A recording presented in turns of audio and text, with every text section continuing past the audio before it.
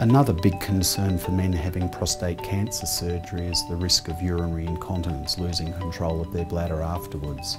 Fortunately, that only happens in a small number of men. With good surgical technique, probably 10% of men have some minor incontinence, but less than 5% have significant incontinence.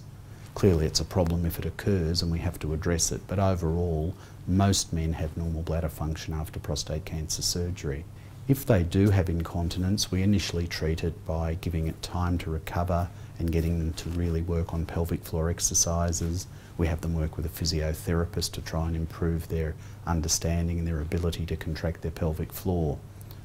If there's very little progress by 3, 4, certainly by 6 months after surgery, we feel it's appropriate to talk to patients then about the surgical treatments so they can recover full bladder control. Some men may elect to wait a little bit longer, but generally by that time I think it's the appropriate time to introduce the topic.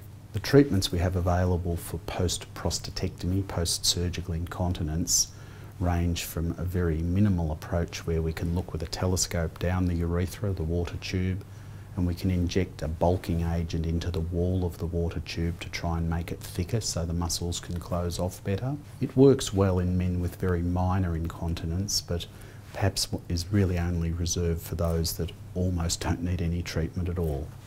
The man who maybe leaks a few little drops can certainly be helped, but if his leakage is more than that, it usually won't help. The biggest group of surgical treatments are slings, which are really little hammocks that go under the water tube to both reposition it and compress it. And there's a variety of those on the market.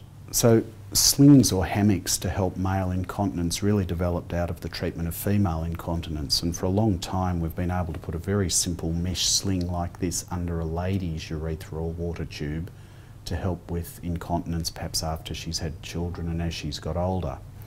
The problem with male incontinence is it's a lot more complicated. Just on this model, this is the pelvic bones and the patient's penis would be coming out here with the water tube in. To restore male bladder control with a sling, you need a more complex sling.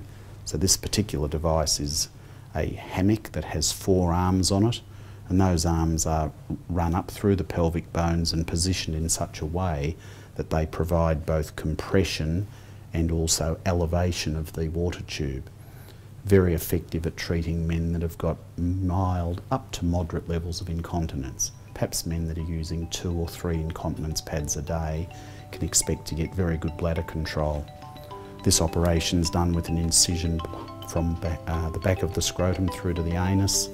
The mesh sling is positioned around the water tube and the arms are positioned with needles so that we create a hammock around the water tube.